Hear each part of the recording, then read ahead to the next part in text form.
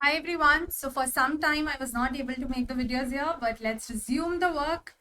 And a lot of you have made the request about how do we approach with the prelims paper of 2023, right? So after seeing the change in the pattern, which was a shocking thing in this particular paper, I know that many of you are apprehensive about it and things are not clear. Honestly, things are not clear with anybody. ठीक है, even whatever I will be telling you is based on the experience that I have in the industry for now 7+ years. And moreover, जो भी इस paper को इतने time, अभी तो time हो गया, 28 May was the date of the exam and the video I'm recording is on 14th of July. ठीक है, so it's almost 1.5 month that I took the time to analyze this paper in detail so that when I come up with a video, it makes sense to you. It's not a hurried paper or a video which everyone did right after the exam, within a few hours of the exam. So I don't want to do that. Now the whole idea here is that इसको जो हम समझने की कोशिश करेंगे उस तरीके से करेंगे कि हमें, देखो, क्वेश्चन मार्क है, मेरे पास भी है, ठीक है, हमें नहीं पता है कि आगे वो कैसा पूछेंगे 2024 में. चलो अभी just let's talk about 24. We have no idea about how they will ask the paper. और अब सारा ये देखो, they can give you more of the static questions also, they can give you more of the current affairs also, they can give you a balanced also, and even among static they can give you something which is absolutely not expected. For example, presidential election. This time it was a very very obvious question to be asked क्योंकि elections हुए थे, ठीक है. G20, it was a very obvious question to be asked. चलो G20 वाला question तो फिर भी थोड़ा easy था, बट अगर आप प्रेसिडेंशियल इलेक्शन का क्वेश्चन देखोगे, the kind of details they have asked, nobody actually prepares this. ठीक है, तो टॉपिक इजी होते हुए भी ऑप्शंस डिफिकल्ट हो जाते हैं. तो अब हमारे हाथ में क्या है? हमारे हाथ में कोई गारंटी नहीं है, कोई श्योरिटी नहीं है. नो कोचिंग इंडस्ट्री और educator can exactly give you the point कि क्या पूछेंगे, क्योंकि उनको भी नहीं पता है. अगर कोई आपको बोल रहा है कि उनको पता है तो वो आपको बेवकूफ बना रहे हैं. ठीक है, तो हम सिर्फ एक दिमाग लगा के अंदाज लगा सकते हैं based on what they have been giving. उसी चीज को मैं यहाँ करने की कोशिश कर रही हूँ. So that disclaimer is very very clear right in the beginning that I am putting in front of you. I am not giving any guarantee, लेकिन बेस्ट ऑफ माई एबिलिटी की जो एनालिसिस होगी that I will give you here. ठीक है, और आपके सामने ही होगी जो भी होगी. तो ये 2023 का पेपर है. अब वो हिंदी के पहले देते हैं pages and then they have one page for the English. पूरे पेपर को हम इसमें नहीं कवर करेंगे. This is going to just be an introductory video and have a whole series of it, so that पहली वीडियो देख के आपको भी समझ आ जाए what can be your expectations from the further videos. ठीक है, अभी देखो, अब आप लोग जो बोल रहे थे ना कि अप्रोच कैसे हो सकता है मैम प्रीलिम्स का, तो इस पेपर के बेसिस पे एक अप्रोच बनाने की कोशिश करते हैं. फिर once we finish 2023 paper discussion, will go back to 21 and 22 also, ताकि हम पुराने पेपर्स के भी अप्रोच बना ले और अभी वाले के भी बना ले, and then be do the integrated preparation, ताकि 24 में वो कुछ भी पूछें तो we will be in a safer hand. ठीक है, अब क्या है, सबसे पहला जो चीज हमें निकालनी है, आई वुड से एक्सट्रैक्ट करना है. कुछ चीजें हम निकालेंगे, जैसे for example reading this first question which says consider the following statements. अब इसमें ट्रू फॉल्स करेक्ट इनकरेक्ट उस तरह से नहीं पूछ रहे हैं. Now they are just giving you 1 2 3 और नन. ठीक है, अब उसके लिए आपको ये तीनों आना जरूरी है. तुक्केबाजी की बात नहीं कर रही हूँ मैं. I am not talking about the गेसिंग जी, चलो दो कर दिया तो कोई भी दो हो सकता था, कोई भी एक हो सकता था. No, what I'm telling is to reach to the right answer, to the exact answer, the accurate answer, you need to be knowing these three options separately and thoroughly. अब इतना at times possible नहीं हो पाता है, ठीक है, लेकिन हम यहाँ से extract क्या क्या करेंगे. extract करेंगे firstly कि ये जो question है वो कौन से subject का है, क्योंकि it is talking about river and lake. ठीक है, यहाँ पे river and lake and also river and lake, तो हम इसको geography से relate करेंगे. So the first thing is कि ज्योग्राफी में हमें क्या क्या चीजें कवर करनी है, ये हमने यहाँ से सीख लिया. सेकेंड थिंग इज कि we will have to focus on the rivers and lakes बहुत डिटेल में अब. ठीक है, लेक्स तो आप वैसे भी थोड़ा एनवायरमेंट में भी पढ़ते हो जब आप वेटलैंड से उनको कंपेयर करते हो, बट फॉर द टाइम भी अब यहाँ पर क्या है कि एक तो आपको सिर्फ ये नहीं पूछ रहे हैं कि पास करता है, ये भी पूछ रहे हैं उसको फीड करता है कि नहीं, मिएंडरिंग क्या होती है. ठीक है, तो when you will do the whole drainage topic Indian geography में, इसको भी जैसे यहाँ पे लिख लो कि ड्रेनेज. ठीक है, ये कहाँ से होगा, इंडियन ज्योग्राफी में। तो अब आपको पता है कि whenever you are doing that Indian geography portion, इसी को हम ना टॉपिक मैपिंग कहते हैं। मेंस में मैं इसको सिलेबस मैपिंग कहती हूँ, यहाँ पे I do it in a topic mapping point, कि एक बार एनालाइज कर लेंगे तो हमें ये पता होगा कि अप्रोच करना कैसे है। यूजुअली क्या होता है, पीपल टेल की मैम हमने तो अभी पढ़ाई शुरू की है, हम तो क्वेश्चन पेपर देखेंगे, हमें तो कुछ समझ ही नहीं आएगा। नहीं आएगा, लेकिन टॉपिक क्या है वो तो समझ आएगा ना, कुछ तो समझ आएगा कि किस चीज पे बात कर रही है। क्वेश्चन पढ़ के even if someone is a beginner, उसको मान लो ड्रेनेज वर्ड नहीं पता है, ठीक है, उसको इंडियन ज्योग्राफी भी नहीं पता है, बट उसको ज्योग्राफी तो समझ आएगा कि रिवर और लेक की बात हो रही है। तो उतना करना पड़ेगा ताकि when you do that subject you know कि वेयर टू फोकस ऑन। ये जो एनालिसिस मार्केट में बने बनाए मिलते हैं, ये वेटेज है, इतना नंबर है, ये उसको मत देखो, मतलब ऐसे देखने के लिए देख लो बट अपना बनाओ खुद से। ठीक है, तो what we are doing is that tracing of the topics. ठीक है, तो हमने क्या किया, ड्रेनेज इंडियन ज्योग्राफी समझ लिया हमने, अब हमें पता है कि उसमें हमें रिवर्स और लेक्स पे ज्यादा फोकस करना है और उसके हर बारीक डिटेल पे करना है। कोई भी रिवर अगर हम पढ़ रहे हैं तो उसके आसपास का, या कोई लेक पढ़ रहे हैं तो उसके आसपास के रिवर या उससे एसोसिएटेड रिवर, तो ये ना, ये किसी किताब में नहीं मिलेगा एक ही जगह पे सब कुछ, you will have to Google search it. ठीक है, और दूसरी बात कि अब जैसे जितने भी हाईलाइटेड यहाँ पे रिवर्स हैं या लेक्स हैं उनको तो फिर आपको फोकस करना ही पड़ेगा। ठीक है, जैसे क्या क्या है, Jhelum river, Krishna river, Gandak river and Wular lake, उसके अलावा कोलेरू लेक और कांवर लेक। तो इन सब के आपको क्या क्या पढ़ने चाहिए मेरे हिसाब से, लाइक अपना बेस्ट समझने के लिए, इनके अबाउट देम।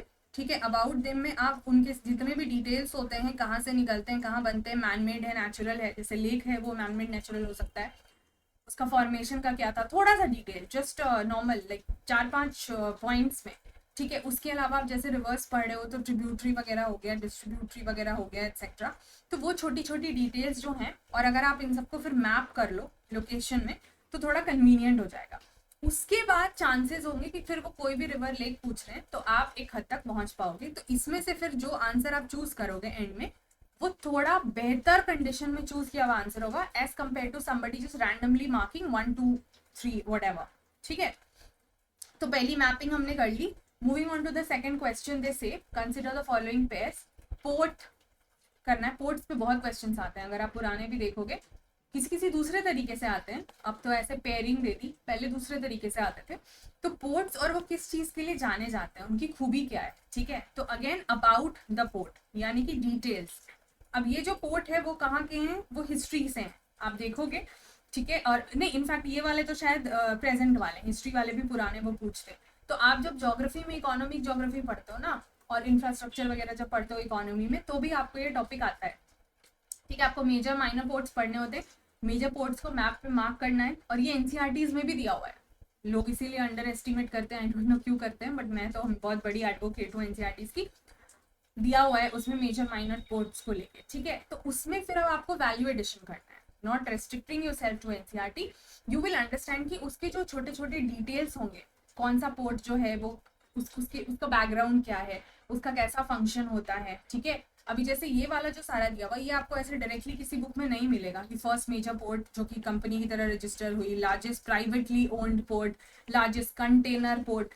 ठीक है, तो थोड़ा सा ना हर पोर्ट पे मेजर माइनर जो भी आप करोगे, apart from these 3 you will have to go into the detail.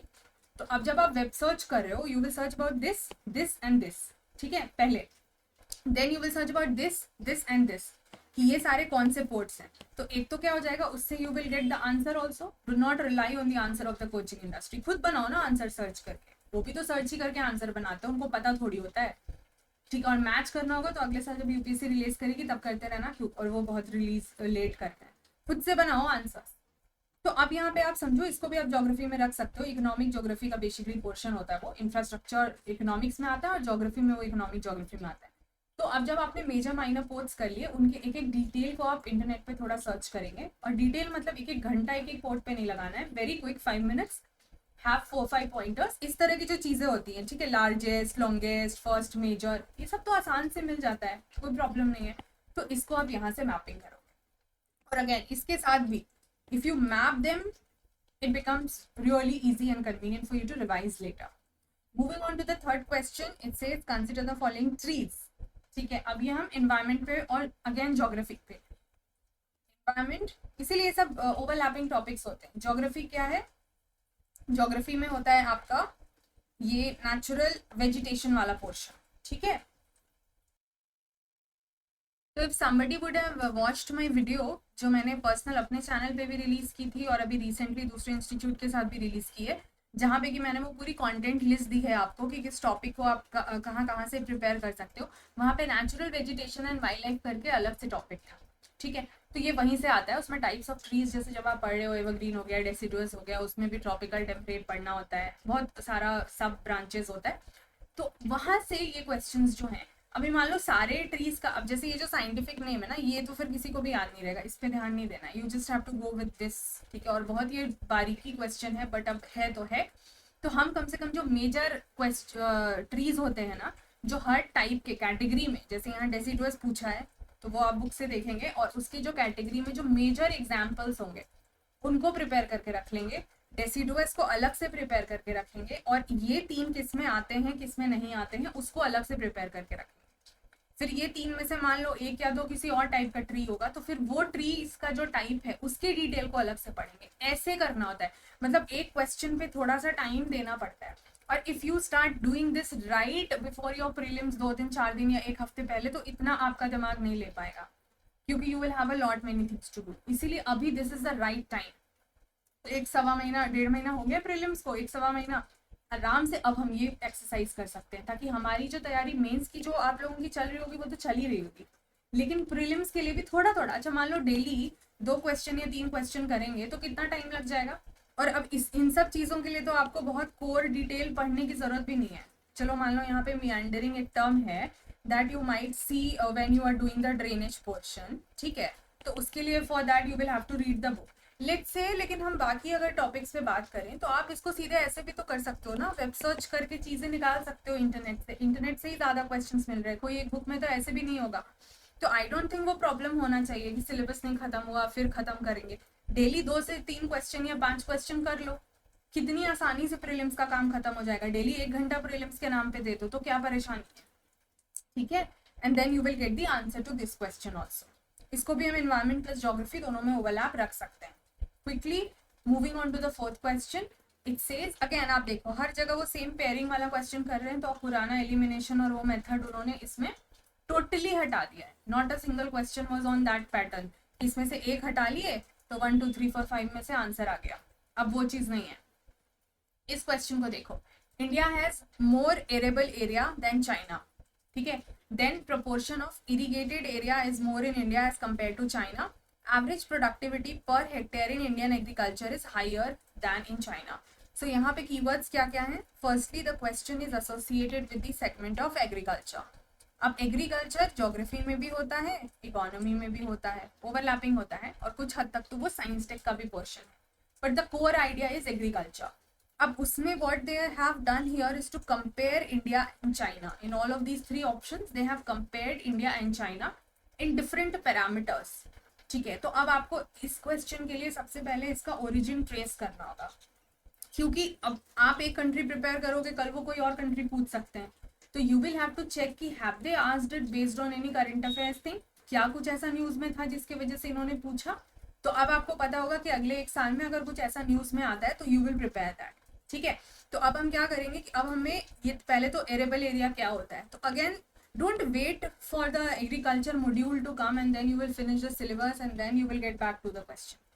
Just quickly web search, arable क्या होता है, इरिगेटेड क्या होता है, एवरेज प्रोडक्टिविटी क्या होती है, हेक्टेयर क्या होता है, यूनिट होता है, बट आप पढ़ लें।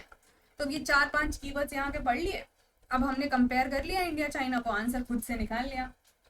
ऑन अ सिमिलर बेसिस अब हम और खोज लेंगे कि कोई करंट अफेयर में किसी कंट्री के साथ का कुछ ऐसा न्यूज में है क्या, जिसके बेसिस पे हमें पता हो कि comparison not only on this front, जैसे वो इंपोर्ट एक्सपोर्ट पे कंपैरिजन पूछते हैं, बहुत सारे पैरामीटर्स पे पूछ सकते हैं, तो वहां से हम वो आंसर्स निकाल पाएंगे। एक लास्ट क्वेश्चन इस पर्टिकुलर वीडियो के लिए, then I will do the remaining धीरे धीरे छोटा छोटा वीडियोस बना के। It says which of the following is the best example of repeated falls, देखो कीवर्ड एग्जाम्पल पूछ रहा है, repeated falls in sea level giving rise to present day extensive marshland, ठीक है। तो पहले तो अब ये पूरा एनवायरनमेंट का क्वेश्चन है, अगर आपको पता ही नहीं है कि ये क्या बोलते हैं मार्शलैंड क्या होता है, तो आपको पहले तो समझ में नहीं आएगा।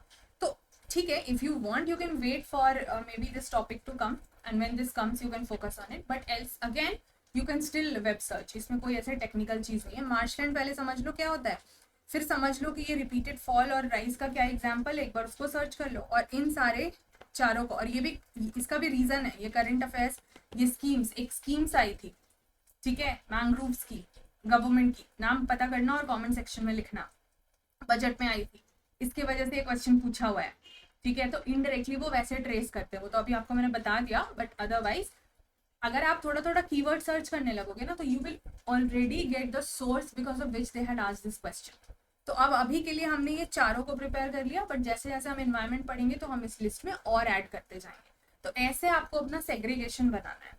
Now, if you are making online notes और offline notes, आप accordingly segregate कर लो, उसमें keep on adding things, ठीक है, जो लोग मुझसे नोट मेकिंग के लिए पूछते हैं। अब वो सोच के देखो, we have just seen 5 questions right now, but हमने कितने पैरामीटर्स पे बात करी, और अगर अभी हम इस पे नोट बनाने बैठे हैं या इस पर सर्च करने बैठे हैं, तो वो कितना एक्सटेंसिव रिसर्च होगा। पर उस रिसर्च को पीएचडी लेवल पे नहीं लेके जाना है, इतने लेवल पे लेके जाना है that we have the basic genuine given information through which we can solve the question. क्योंकि अब आपको दिख रहा होगा कि अब ये सिर्फ किताब की एक एक लाइन पढ़ के या किसी के नोट्स पढ़ के, टॉपर के, एजुकेटर के, या कुछ भी करके तो नहीं निकलेगा। अगर आपको फिर भी लग रहा है निकल जाएगा तो go ahead, it's your life, it's your attempt, it's your risk. My aim is to save the time, money and efforts of aspirant, which is what I am trying to do here. ठीक है, आगे के questions आगे के videos में। Take care till then, bye bye.